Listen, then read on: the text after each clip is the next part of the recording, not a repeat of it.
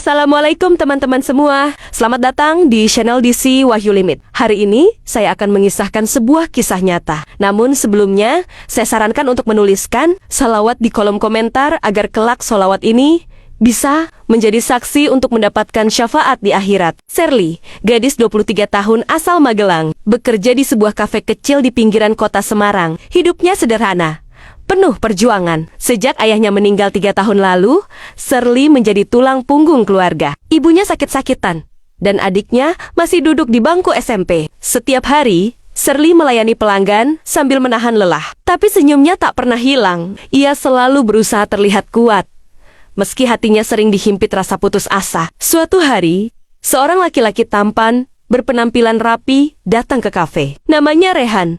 Ia sopan, ramah, dan perhatian. Beberapa kali datang hanya untuk sekadar memesan kopi dan ngobrol dengan Sherly. Gadis itu pun mulai membuka hati. Bagi Sherly, Rehan adalah sosok yang seperti datang dari mimpi penuh perhatian dan memberikan harapan baru. Rehan mengaku bekerja di luar negeri sebagai agen outsourcing. Ia bercerita soal kehidupan di luar sana yang katanya lebih mudah dan penuh peluang. Sherly mendengarkan dengan mata berbinar. Dalam pikirannya, ini mungkin jalan keluar dari hidup yang penuh beban. Rehan pun mulai membujuk Sherly. Kalau kamu mau, aku bisa bantu cariin kerja di Kamboja. Gajinya lumayan.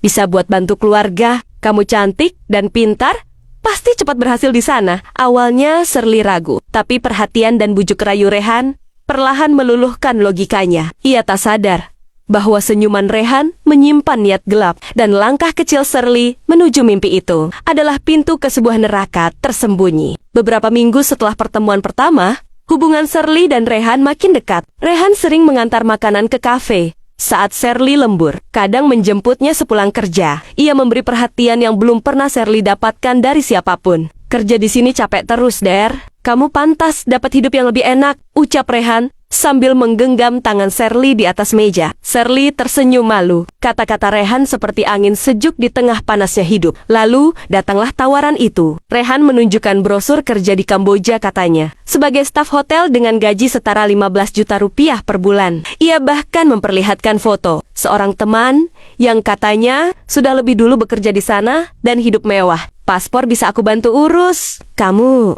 gak usah mikir apa-apa, cukup bilang iya. Sherly ragu. Ia tak pernah keluar negeri dan tak punya pengalaman kerja formal. Tapi setiap malam, suara ibunya yang batuk terus-menerus dan wajah adiknya yang murung karena tak bisa bayar SPP membuat hatinya terhimpit. Akhirnya, setelah seminggu berpikir, Sherly mengangguk. Aku ikut, Han. Rehan langsung memeluknya. Bagus, Der.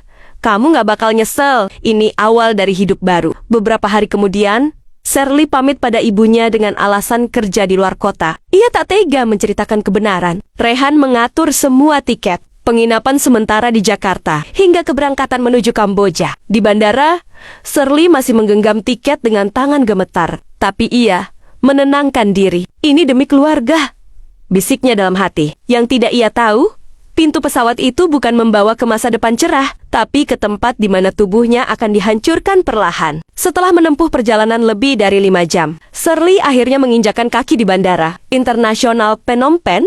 Ia sempat tersenyum kecil, berharap ini adalah awal hidup barunya. Namun anehnya, Rehan tidak ikut menjemput. Ia hanya meninggalkan pesan WhatsApp. Ada orang kami yang akan jemput kamu di bandara.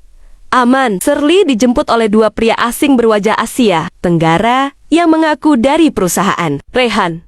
Mereka tidak banyak bicara, hanya menyuruh Sherly naik ke mobil van putih bertulisan Khmer yang tidak ia mengerti. Maaf, bisa saya lihat ID kalian? Tanya Sherly dengan gugup. Tapi kedua pria itu hanya tersenyum dingin dan berkata dalam bahasa Inggris, patah, nomor worry. You save.